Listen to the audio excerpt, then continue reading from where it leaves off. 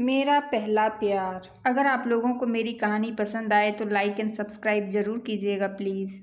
होठों पे बस तेरा नाम है, तुझे चाहना मेरा काम है, तेरे प्यार में पागल हूँ मैं सुबह शाम। आज बहुत दिनों बाद ये गाना सुनते ही मुझे बहुत तेज हंसी आ गई। अब कोई अकेले में यूं हंसने लगे तो लोग क्या समझेंगे, पागल ही ना। पतिदेव घूरने लगे कि क्या हो गया, दिमाग सही जगह है। मैंने हंसते हुए जवाब दिया, ये गाना सुन रहे हैं? हाँ, तो वहाँ से जवाब आया।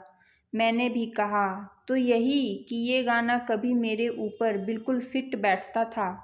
अच्छा, कभी बताया नहीं तुमने मुझे? थोड़ा बुझे स्वर में वहाँ से जवाब आया। मैंने भी कहा, आज बता देती हूँ। ये बताओ, मुझसे सुनोगे या डायरी में सहेज कर लिखा गया अपना लव लेटर पढ़ा दूँ, जो मैंने अपने पहले प्यार के नाम लिखा था? आखिर 5 साल की थी तब से मुझे उससे प्यार है। अच्छा, आज भी तुम उससे? कहते हुए वो रुक गए। सही बोलूं? हाँ, आज भी मैं उससे और खुद से ज़्यादा। फिर तुमने? प्रश्न अधूरा छोड़ दिया गया। मैंने कहा, क्या करती, बहुत डांट पिटाई खाई, उसके पीछे बहुत लंबी बातें हैं। तुम यूँ नहीं समझोगे। मैं तुम्हें अपनी डायरी देती हूँ, तब तुम मेरे लगाव को उसके प्रति जान पाओगे। और एक राज की बात बताऊं, तुम उसे जानते हो। हक्का बक्का हुए पतिदेव को मैंने अपनी डायरी खोल कर पकड़ा दी और उन्होंने पढ़ना शुरू किया। मेरे पहले प्यार। आगे कुछ लिखने के पहले एक बार तुम्हें अपने होठों से लगाना चाहती हूँ। ध्यान से सुनो। बहुत जल्द मैं इस घर से विदा होने वाली हूँ। डरी हुई हूँ कि कोई तुम्हें मुझसे अलग न कर दे, पर सच ये है कि मैं तुम्हारे बिना नहीं रह पाऊंगी। आखिर मेरी 5 वर्ष की उम्र से हम तुम जुड़े हुए हैं। याद है तुम्हें वो दिन जब तुमसे मेरा परिचय हुआ, अपने होठों से लगा लिया था।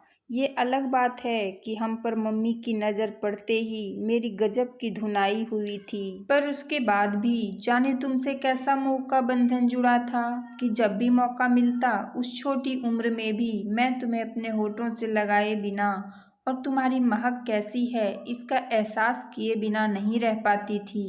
वैसे तो मैं तुमसे तभी मिल पाती जब घर में सब सोए रहते, और अगर कभी तुमसे नहीं मिल पाती तो उस पल की बेचैनी को सिर्फ मैं ही जानती हूँ। बचपन से निकलकर कदम पहुँचे 16वें साल की तरफ और तुमसे अटूट बंधन बन चुका था।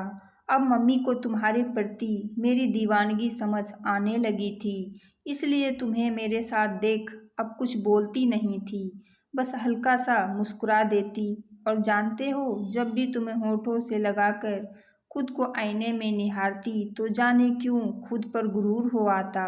पर हाँ, घर के पुरुषों के सामने मुझे अब भी डर लगता था तुम्हारे साथ जाने में, इसलिए उनकी नज़रों से बचा के ही पास आती तुम्हारी।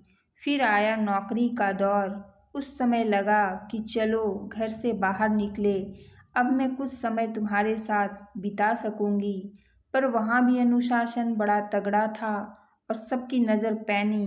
और फिर क्या, एक दिन तुम आ गए सबकी नज़रों में और लग गया प्रतिबंध हमारे मिलने पर, और अब शादी हो रही है। जानते हो, बहुत खौफ था मुझे कि कहीं उन्होंने तुम्हें मुझसे पूरी तरह ही अलग कर दिया तो क्या करूँगी मैं। तो एक दिन फ़ोन पर हड़बड़ी कर हिम्मत करके इनको तुम्हारे प्रति मेरे प्यार की कहानी सुनाई और पूछा, तुम दूसरे पुरुषों की तरह मुझे मेरे पहले प्यार से अलग तो नहीं करोगे ना? इन्होंने पूछा। तुम्हारे लिए मैंने सब सच सच बता दिया। जानते हो, मेरे पहले प्यार पहले ये खूब हंसे, फिर कहा तुम्हारे लिए कुछ भिजवाया है, सोचा था सरप्राइज दूंगा, पर रुको अब फोटो भेज ही देता हूँ। और जानते हो, टिंग की धुन के साथ वो फोटो जैसे ही स्क्रीन पर क्लिक हुआ ना, मेरी तो खुशी और लाज के मारे आंखें ही बंद हो गई, क्योंकि ये तो खुद ही तुमसे मुझे मिला रहे थे। और अब मेरे पास तुम्हारे प्यार का सिर्फ लाल रंग नहीं था, बल्कि गुलाबी, बैंगनी, चॉकलेट समेत 10 प्यार के रंगों से सरोबोर था।